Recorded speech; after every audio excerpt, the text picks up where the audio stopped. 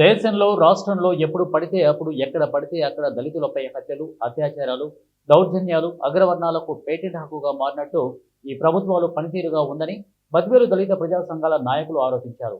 ఆదివారం నాడు పూలే అంబేద్కర్ రాజ్యాధికార సమితి రాష్ట్ర అధికార ప్రతినిధి ముళ్లపాటి పిచ్చయ్య మాట్లాడుతూ ఇటీవల తిరుపతిలో అగ్ర కులస్తులకు చెందిన ఒక వ్యక్తి దళితుడైన నవీన్ను అక్రమంగా అన్యాయంగా ఒక లాడ్జికి తీసుకొని పోయి చిత్రహింసలు పెడుతూ లాఠీతో కొడుతూ ఆ విషయాన్ని ఒక వీడియో తీసి ఆ అబ్బాయి తల్లిదండ్రులకు పంపడం హేయమైన చర్యగా భావిస్తున్నాం. రాష్ట్రంలో కూటమి ప్రభుత్వం వచ్చిన దగ్గర నుండి దళితులను టార్గెట్ చేసి హింసిస్తూ వెలివేస్తూ భౌతిక దాడులు చేస్తూ పైశాచిక ఆనందం పొందుతూ ఉంటే మరి దళితుల రక్షణ చట్టాలు ఏమయ్యాయని ఆయన పేర్కొన్నాడు. అయితే దళితులపై దాడులు జరగవు, హత్యలు, అత్యాచారాలు, మానభంగాలు జరగవు. కానీ అవన్నీ పేరుకు పేపర్ స్టేట్మెంట్ కు ప్రజలకు కలవలి మాటల వరకే దళిత సంఘాలకు చట్టాలు అయ్యి అని చెప్పి లేనిపోయినట్టు చెప్తారు. మరి నేడు ఇటీవలనే తిరుపతిలో వరుసగా జరుగుతున్నాయి. గతంలో ఒక పిల్లోడు బైక్ లో పోతాంటే వాడిని కొట్టి కళ్ళ కారం కొట్టేసి మా వీధిలోంచి పోతాను వాడు బైక్ ను ఒక దళితుడు అని చెప్పని ఎంత నీచమైన పని ఆ అబ్బాయిని కొట్టేసాడు.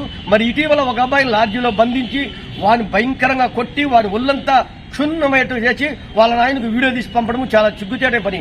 మేము ఒకటే చెప్తాను, మీరు కొట్టే మాకు దెబ్బలు తగిలితే మేము కొడితే మీకు దెబ్బలు తగలవా? కనుక జాగ్రత్త.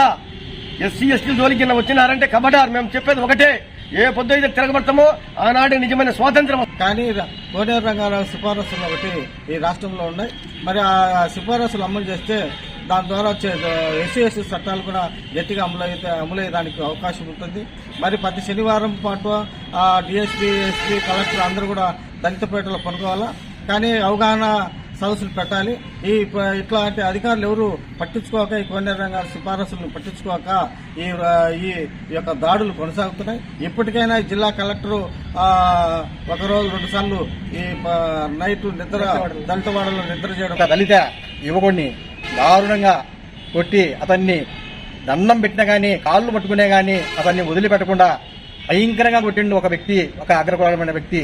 అతన్ని కొట్టింది కాక అతని వీడియో కూడా వాళ్ళ కుటుంబానికి చేరవేసి నీ బుద్ధి పట్టిన పని చేసుకోండి, మేము ఇట్లే చేస్తాము, మీ దళిత వాళ్ళను ఇట్లే కొడతాము, ఇట్లే తంతాము, మీరు బుద్ధి పట్టినట్టు చేసుకోరని ఒక వీడియో కూడా వాళ్ళకు పంపించడం జరిగింది. ఇలాంటి వీడియోలు చూసినప్పుడు హోంమంత్రికి తెలియదా, ముఖ్యమంత్రికి తెలియదా, ఉప ముఖ్యమంత్రికి తెలియదా? ఇక మీద